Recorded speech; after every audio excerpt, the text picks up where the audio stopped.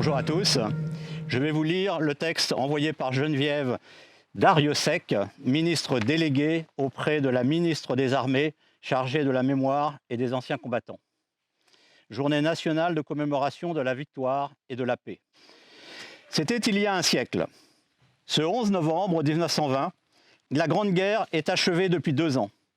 Dans la citadelle de Verdun, Auguste Thym, soldat de 2e classe et pupille de la Nation, dépose un bouquet d'œillets blancs et rouges sur le cercueil d'un soldat.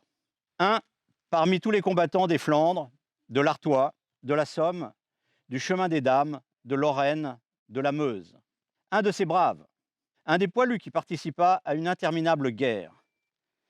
Un de ces Français qui œuvra à la tâche incommensurable de la victoire. Un parmi des milliers qui est devenu le soldat inconnu. Le 11 novembre 1920, le peuple de France l'accompagne solennellement sous les voûtes de l'Arc de Triomphe. La patrie, reconnaissante et unanime, s'incline respectueusement devant son cercueil en saluant la mémoire de tous les soldats morts sous le drapeau tricolore. Quelques mois plus tard, il était inhumé. Depuis 1923, la flamme du souvenir veille jour et nuit sur la tombe.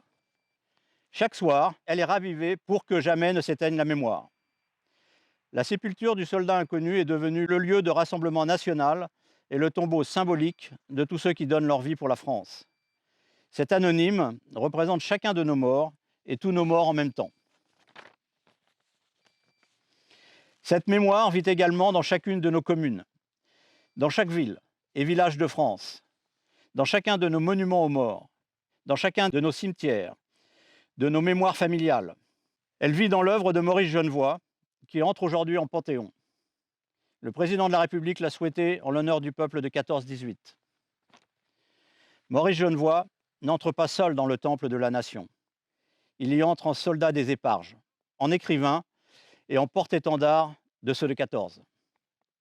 Il y entre avec ses millions de frères d'armes, ceux dont il a immortalisé le souvenir, l'héroïsme et les souffrances. Il y entre avec toute la société de la première ligne à l'arrière, mobilisée face à l'adversité et qui a tenu avec une admirable endurance. 8 millions de soldats combattirent sous les couleurs de notre drapeau. Aucun d'entre eux ne revint totalement indemne. Des centaines de milliers furent blessés dans leur chair comme dans leur âme. 1 400 000 tombèrent au champ d'honneur. Nous ne les oublions pas. Inlassablement, nous les honorons. Chaque 11 novembre, la Nation rend également un hommage solennel à tous les morts pour la France, ceux d'hier et ceux d'aujourd'hui. Chaque année, nous rappelons leurs noms. Chaque 11 novembre est un moment d'unité nationale et de cohésion autour de ceux qui donnent leur vie pour la France, de ceux qui la servent avec dévouement et courage.